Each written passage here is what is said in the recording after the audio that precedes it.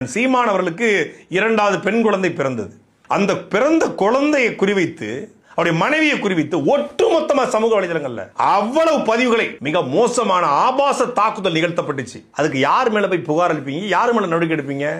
சீமானுடைய குழந்தையே அவருடைய மனைவியே அவருடைய குடும்பத்தை குறிவித்து 1000 பதிவு நானே எடுத்துருக்கேன். 1000 பதிவு. நான் விஜய் அவருடைய கொள்கையை, கோட்பாட்டை, அவருடைய செயல்பாட்டை விமர்சிக்கிறேன். கரூர் விவகாரத்துல, ஜனநாயக விவகாரத்துல அவருடைய கொள்கையில், அவருடைய செயல்பாட்டை, அவருடைய பேச்சை கேள்வி கேட்கிறோம். ஆனா தொடர்ச்சியாக என்னுடைய குடும்பம் குறித்தும், சீமானுடைய குடும்பம் குறித்தும், எங்களுடைய குடும்பம் குறித்தெல்லாம் உங்க விர்ச்சுவல் வாரிசு பேசுறாங்களே, எத்தனை புகார் அளிச்சுக்கிறோம். இப்ப கூட புகார் அளிச்சேன் திருமங்கலம் காவல் நிலையத்துல. ஒரு நடவடிக்கை இல்ல.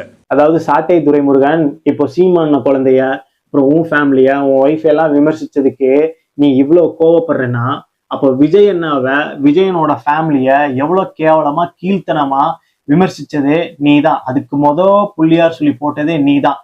அப்போ நீ விமர்சிக்காம இருந்திருந்தா தாவேக்க தொண்டர்கள் யாருமே விமர்சிச்சிருக்க மாட்டாங்க. நீ என்ன சொன்ன? விஜயனை அவர் பொண்டாட்டி, அவர் புள்ள, அவர் பையன், அவங்க அப்பா அம்மா எல்லாத்தையும் துரத்தி விட்டு இவர் பனை ஊர்ல ஜாலியா த்ரிஷா கூட இருப்பாரு அப்படின்னு சொல்லி விமர்சிச்சதே நீ தான். முதல்ல வீட்டுல இருக்கவங்களே ஒழுங்கா பாத்துக்காதவங்க எப்படி இந்த நாட்டை பாத்துக்குவாங்க அப்படின்னு சொன்னதும் நீ தான். அதுவும் பத்தாம உன் தொண்டர்கள் ஒருபடி மேல போயிட்டு எங்கெங்க மேடையெல்லாம் போடுறோமோ அங்கெல்லாம் போயிட்டு விஜயண்ணாவும் த்ரிஷாவையும் வச்சு சேர்த்து பேசினது உங்க தொண்டர்கள் தான். அடுத்த சிஎம் த்ரிஷா தான் அப்படின்னு சொல்லி கேவலமா பேசினதே உங்க தொண்டர்கள் தான். ஏன் உங்க தொண்டர்கள் அவ்வளோ கமெண்ட் செக்ஷன்ல அவ்வளோ கேவலமா பேசுறாங்க. அது எவ்வளோ ஸ்கிரீன்ஷாட் இருக்கு, நானே எடுத்து வேணா காட்டட்டுமா?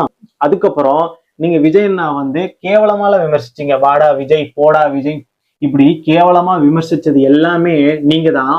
அதாவது அதை ஆரம்பிச்சு வச்சதே நீங்க தான். இப்ப திருப்பி தாவேக்க தொண்டர்கள் பேசணுன்னே உங்களுக்கு கோபம் பொத்துக்கிட்டு வருது. அதாவது நாங்க பேசினது ஒத்துக்கிறோம், தப்புன்னு ஒத்துக்கிறோம். ஆனா அதை பேச வச்சதுக்கு காரணம் யாரு? நீங்க தான். நீங்க பேசாம இருந்திருந்தீங்களா நாங்களும் பேசியிருக்க மாட்டோம். நீங்க கட்சி ரீதியா, கருத்து ரீதியா பேசியிருந்தா நாங்களும் கட்சி ரீதியா, கருத்து ரீதியா பேசியிருப்போம்.